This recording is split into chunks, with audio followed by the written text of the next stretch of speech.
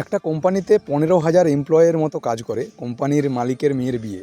একটা প্লেটের দাম ছিল প্রায় 6,000 টাকা, মানে পার প্লেট 6,000। কিন্তু সবথেকে ভাববার বিষয়, যে কোম্পানিতে 15,000 এমপ্লয় আছে, কিন্তু 15,000 এমপ্লয়ের কিন্তু ডাক পড়েনি। তার কারণ জানেন?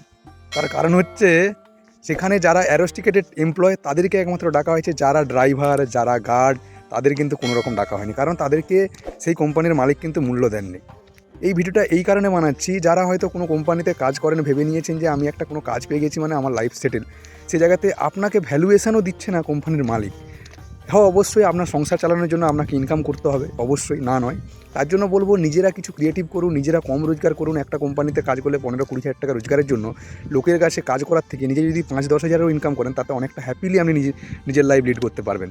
আমিও দেখেছি, একটা স্কুলে কোনো রকম কোনো অনুষ্ঠান থাকলে সেখানে হেড স্যারকে এসে কিন্তু আমন্ত্রণ চিঠি দেওয়া হয়।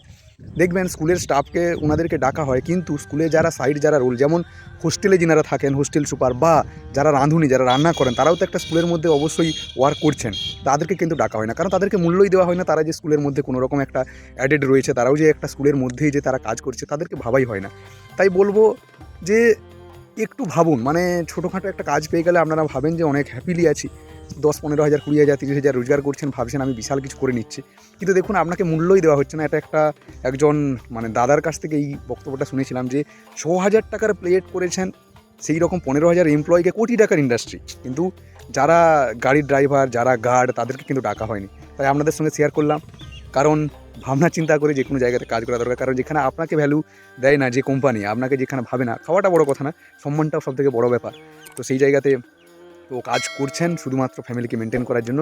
নিজের দম থাকলে, নিজের যদি দম থাকে, নিজের মধ্যে কোয়ালিটি থাকে, অবশ্যই কিছু নিজে ক্রিয়েট করুন। রোজগার কম হোক, কিন্তু নিজের মতো নিজে কিছু ক্রিয়েট করার চেষ্টা করুন। জাস্ট ইনফরমেশান দেওয়ার জন্য এই ভিডিওটা বানালাম। Thank you. যদি ভিডিওটা ভালো লাগে, অবশ্যই লাইক, সাবস্ক্রাইব, শেয়ার করতে ভুলবেন না। জয় হিন্দ।